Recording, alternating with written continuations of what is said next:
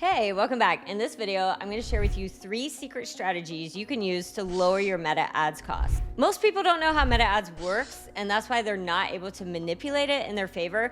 But when you do know how to manipulate it in your favor, you really can sometimes 2 to 3x. But in order to use these strategies, you do have to have a baseline knowledge of how the platform works, especially when it comes to charging you. So let's talk about that for a second. Not a lot of people realize that you don't pay for clicks on Meta Ads. You actually pay before that. You pay based on something called an impression.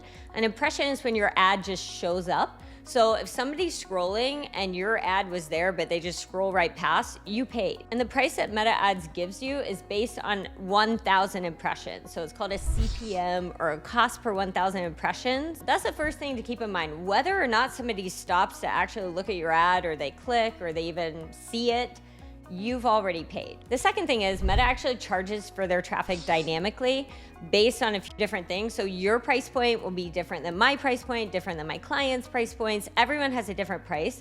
And that's based on how engaging your content is, how well people go through your funnel to get to that final action, like a purchase or submitting their lead information. And it also has different price points for how high of quality of traffic it is or how low of quality of traffic it is. So it's very dynamic. And the truth is, the smaller your business is and the smaller your budget, probably the higher your costs are going to be. This is especially true if you're just getting started. New accounts usually have pretty high costs. So if that's where you're at, don't worry. After today, you're gonna have 3 strategies to bring down your ad costs. So let's dive in. Secret strategy number 1. The higher your hook rate, the lower your ad costs.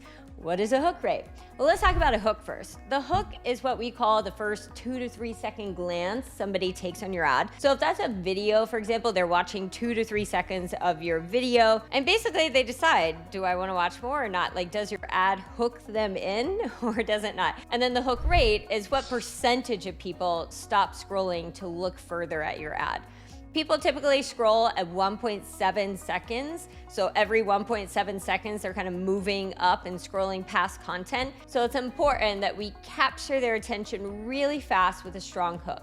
And for whatever reason, this is one of the main aspects that Meta uses to price out their traffic dynamically. The higher your hook rate, the lower your ad costs are going to be. So what is a good hook rate and how do you measure it? On a video ad, we measure it 3-second video views divided by the total impressions. So if somebody's watched your video for at least 3 seconds, we can assume that they stopped scrolling, right? Because if people scroll around 1.7 seconds, if it's 3 seconds, then they've stopped. A static image ad, there's no way for us to actually measure that. So if you're running mainly static image ads, then I encourage you to really focus on the click-through rate. The same rules apply. The higher your click-through rate, the lower your ad costs are going to be. What constitutes a good hook rate?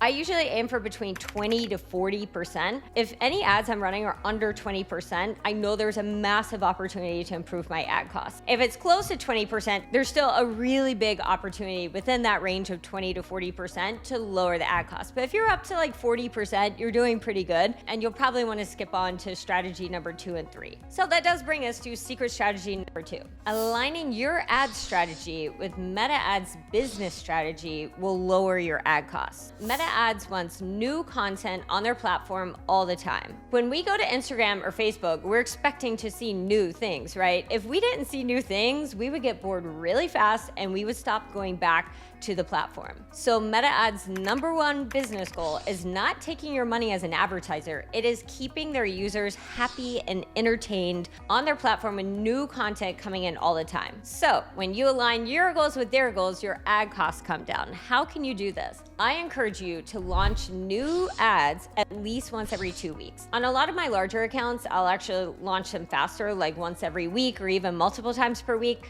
But on smaller accounts, it's okay to do like once every 2 weeks. And it doesn't mean that you have to launch all new things. It just means something new consistently at least once every 2 weeks. And remember, when you're launching new video ads, new static image ads, you want to be thinking about that hook rate or the click-through rate. And you wanna be trying to get the highest hook rate and click-through rate possible. When you combine those two strategies of getting a really high hook rate and then consistently refreshing your content, it is such a powerful combo to bring down your ad costs. And honestly, those two things alone will save you a lot of money, but I've got one more for you. Secret strategy number 3. The higher your conversion rate on your website, the lower your ad costs will be. And you might be like, duh, the more sales I get, the lower my ad costs end up being. But it's not just that, the price of your actual front end traffic will come down with a higher conversion rate. So working on your website's conversion rate will actually bring down your front end cost of your ads. And just remember that sometimes when you start getting a higher hook rate and you start really refreshing your content and your conversion rates going up, sometimes you'll get pushed into a higher tier of quality traffic, and that will show a higher CPM.